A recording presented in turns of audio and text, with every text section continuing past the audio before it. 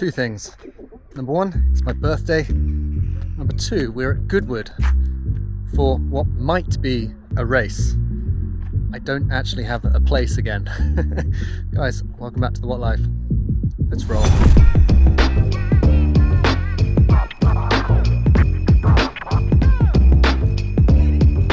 So I haven't done a race in a while.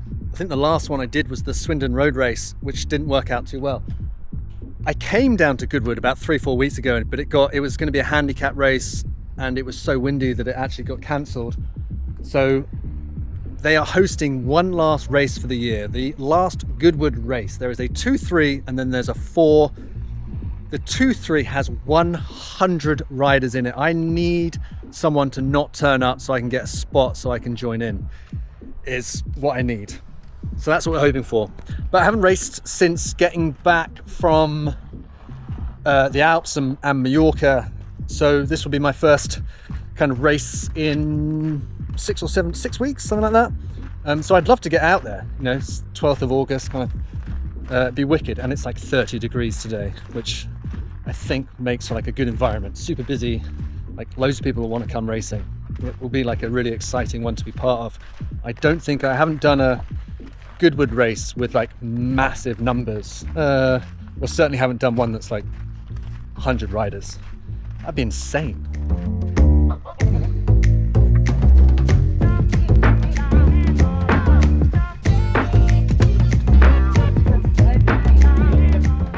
Right, I'm gonna go and beg Seb for a spot.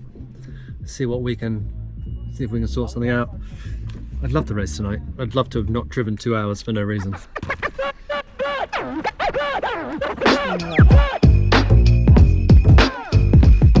Hey dude. Never spot yet. I need to get a spot. Oh really? Yeah. So do you know anyone that's not turning up? Right, let's just set everything up. Let's just get good to go.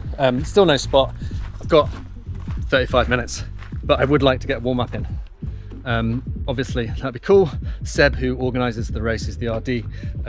I was kind of second or third in line. I got here really early, so hopefully he's going to try and get me a spot. But yeah, excited. I've got my skin suit, a new skin suit tonight. Don't shout at me. I got a custom skin suit. I quite like it.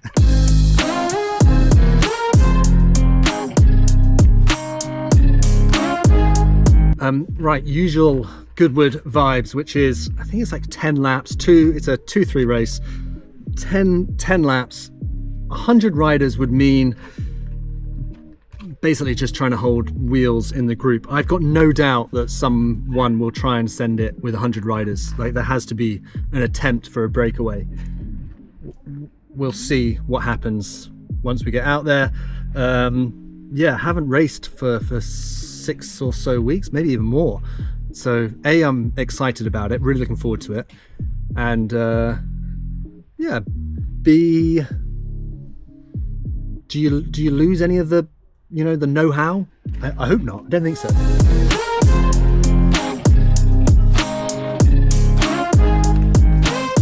Definitely taking a gel. The 4s are off at the moment. Take a gel with me. I've got a feeling it could be fast. If it's 100 riders, it's going to be fast. I need a warm-up. Half an hour until go time. Yeah, let's go and sort our lives out. Let's go and have some fun. See, the Sigma boys are here. Go and say hi to them in a sec. This is honestly the most stressful way you can ever enter a race. It's driving 2 hours and not having a spot to come and do it. Right, 15 minutes.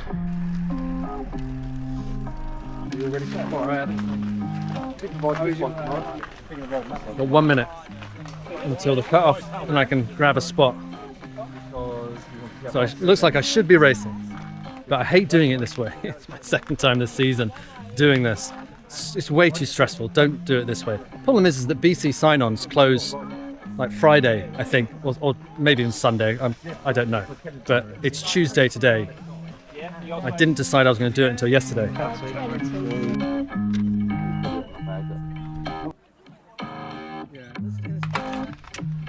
We've got Bib, we've got Chip, got 4 minutes. one bottle or two. Let me smash a gel. Let's go bike racing.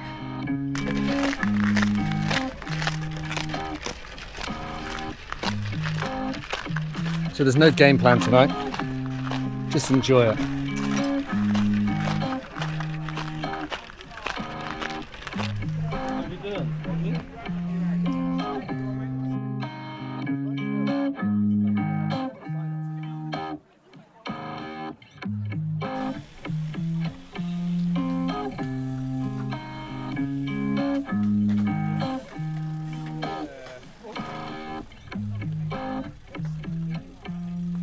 Right, so we are off racing, my favourite bit. I love Goodwood. I think it's a fun circuit. I can't wait to come back next year, hopefully bringing a few more watts with me.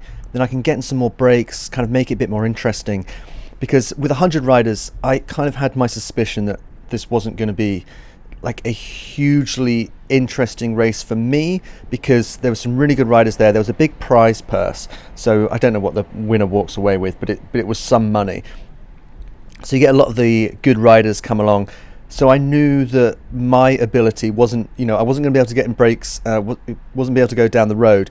Hopefully next year, this kind of thing will be a bit more in my wheelhouse. We'll see. Anyway, let's focus on tonight. Like I said, 100 riders. Okay, I get a couple of head shakes this evening. A couple of times where people kind of look at me and shake their head, where I've perhaps done something wrong, and I'm all about the learning experience, right? I share all my stuff because I want people to learn. I want to learn myself, and I pay a lot of attention when I'm riding. I don't try and do anything on purpose.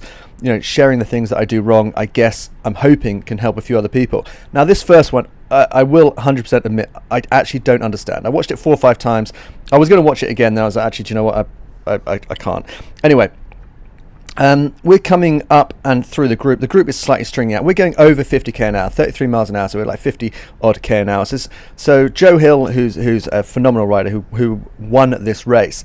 Little head shake there from my one of the Sigma boys. I'm not sure exactly. As I start coming across to sit behind Joe Hill, Joe then goes a little bit right, a little bit left, little elbow flick, and then pointing and saying something. So I'm not sure what that was about. Like I said, watched it a few times.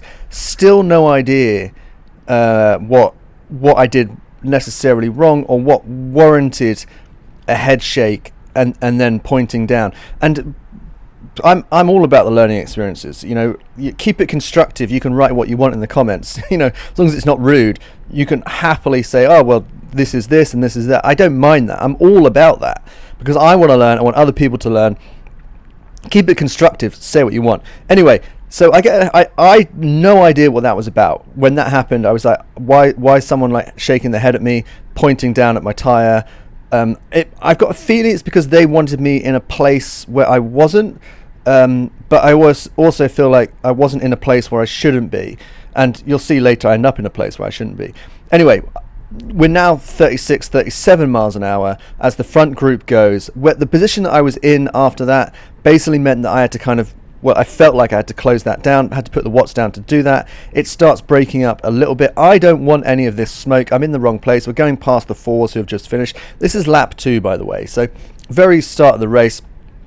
Thank God that Mr. James Bonham comes past and shouts at me. He's like, "Mate, get on my wheel, get on my wheel." So I do everything I can to try and hold his wheel. I'm not holding it very well, as you can see. I'm way off the back. But my heart rate is 172.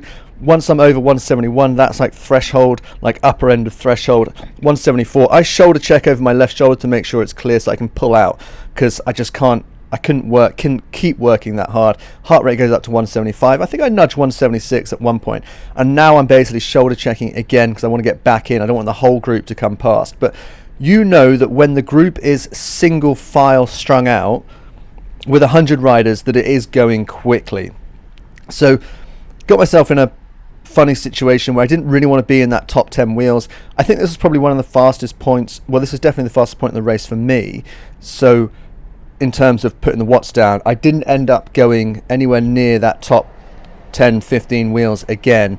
And I think off the back of this, we had 5 or 6 riders that ended up down the road like a little bit. And for context, no one actually ends up kind of walking off the front of this race. Everything gets pulled back. And for the best part, I'm just in the wash, kind of going through it. This is my second head shake of the evening. I'm not proud of these, by the way. These are learning experiences. So again, 100 riders on a course, on a racetrack. So you're going to find yourself in some not funny positions, but you're going to find yourself in positions where two people might be kind of looking for the same bit of tarmac ultimately. So, and I did say this when I made a little video. I was like, no one teaches you how to do this. You just get told, go and ride at 60k an hour, 50k an hour with 100 people and see how it works out. So I try and move up a little bit. I'm like, look, okay, I'm getting squeezed a little bit. I'm like, well, I'll just move through. The guy on the right ends up bumping my elbow. I then bump the guy on the left. Some guys shout. I get a head shake from the guy on the right. He then drops back into the space that I thought he was going to take. So as I come through and move through, I just get squeezed a little bit, a little touch of the elbows, a little wobble of the bike, because there's nowhere for me to go. Anyway, that was my second head shake of the evening. And this was my favourite part of the evening, was watching Mr. Liam Yates. And keep an eye on two things, which is, well, obviously keep an eye on him as he comes past, but keep an eye on the speed, which is in miles an hour. So anything over 31 is over 50k an hour. So we hit 50k an hour coming down this straight. And this is coming into the last lap, so we're just about to start the last lap of the race. We're skipping the race because it was a ton of just riding. And here comes Liam on the grass at 55k an hour, trying to move up the group. He's just like, right, this is what happens when you have 8 abreast at a 100-person race for an hour, and the whole group stays together. Liam's best tactic was just to ham it on the grass. So kudos to you. I certainly would not have taken that approach. So this is it. We're still on the last lap. I'll give you the last few corners. Nothing to write home about. After everything that went on in this race, I was like, in my head, I was like, do I want to be part of this? Do I want to be in this sprint? We'd gone through the final chicane a few times where it's like 5-6 abreast. It was quite aggressive. I knew that obviously being the last lap, going through the chicane on the last lap with 5-6 abreast when everyone's going even quicker was going to be tough. No stats on this because unfortunately the race went on for over an hour and I only rendered out an hour's worth of stats.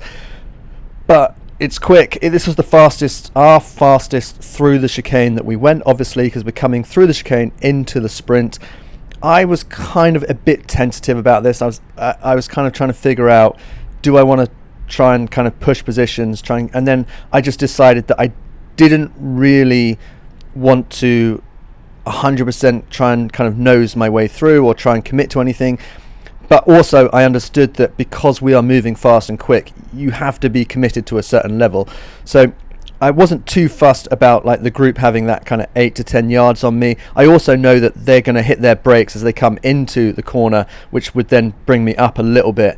And it gets a bit squiggly, a bit wobbly. A couple of guys go over onto the grass. You see some guys on the grass who have gone right through. I think like three odd riders come through on the grass.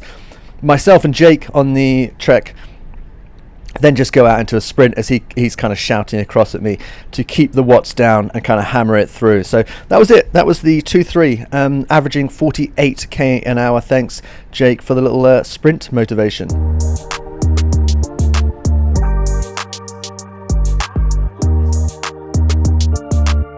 That was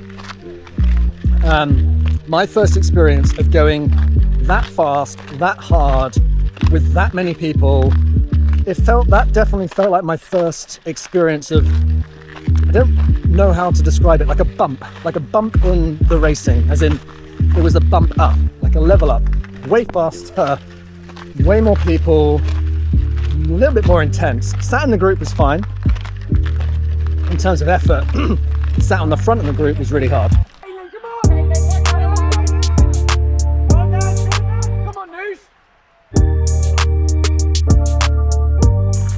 So that's the last one down at Goodwood. Look, I don't want it to come across like I know what I'm necessarily doing. That, for me, was like a whole new learning experience of racing with, like, in a really fast race, or it felt like a really fast race with that many people. It was intimidating, and coming into that last lap,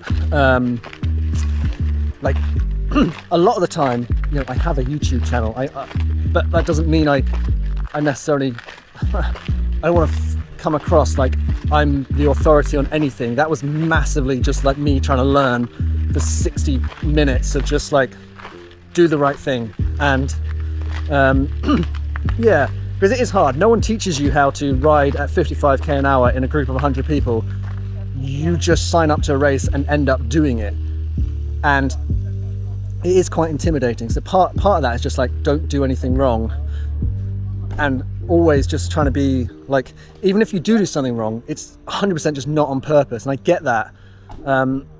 Yeah, just it felt like I was learning or trying to learn, because wow, like yeah, fun though. I think they got pizza. We're gonna see whether there's some pizza. It is so intimidating riding that fast with that many people on a race like that. Like wow. Whew. It's like that felt like a whole nother level.